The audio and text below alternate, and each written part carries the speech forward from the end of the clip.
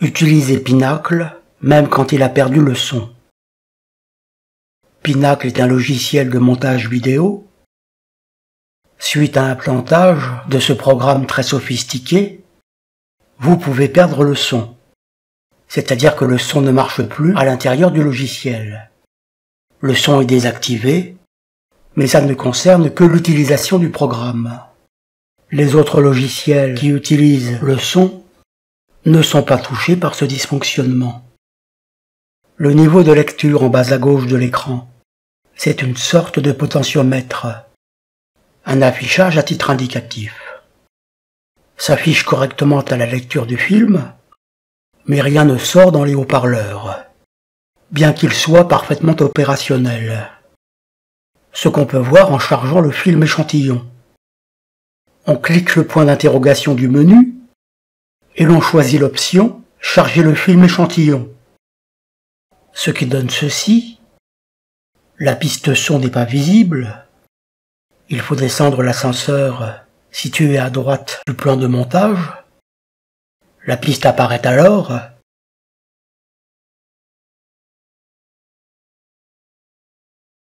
Si l'on passe en mode lecture pour regarder le film, le potentiomètre en bas à gauche s'active, mais aucun son ne sort des haut-parleurs.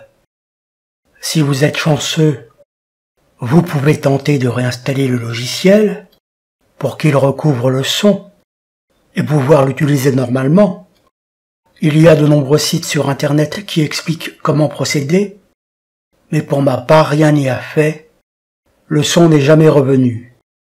Si vous en avez absolument besoin, il faut alors créer un nouveau compte utilisateur et réinstaller le logiciel sous ce compte. Dans ces conditions, ça remarche normalement. Mais il est contraignant de passer sans cesse d'un compte à l'autre. Ce dysfonctionnement n'est qu'interne au logiciel. Le film exporté, c'est-à-dire le produit final que crée le programme, contiendra le son. Pour exporter le film présent sur le plan de montage, on utilise la fonction export. Maintenant, comment allons-nous contourner ce petit désagrément? On s'aide du logiciel gratuit Audacity. C'est un magnifique logiciel d'enregistrement. C'est ce qu'on appelle un open code, un code ouvert.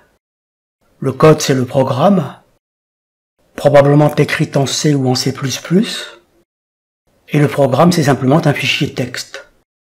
Le code est ouvert, c'est-à-dire qu'on peut télécharger ce fichier texte et proposer des améliorations. Les open codes sont donc des programmes conçus par la communauté informatique internationale. Il faut sans cesse remercier ces grands programmeurs et analystes qui ont conçu ces petits bijoux.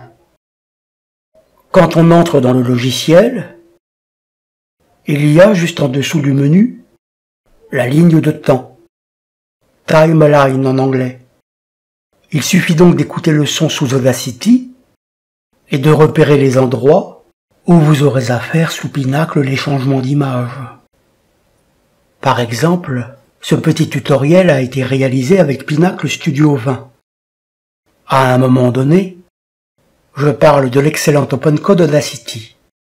Je repère sous Audacity l'endroit où ce mot est prononcé. Ça se situe à la 26e seconde.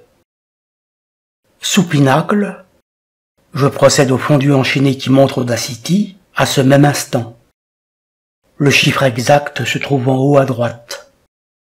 Vous avez la seconde, 26, et le numéro de l'image pour cette seconde-là. On est en 25 images par seconde.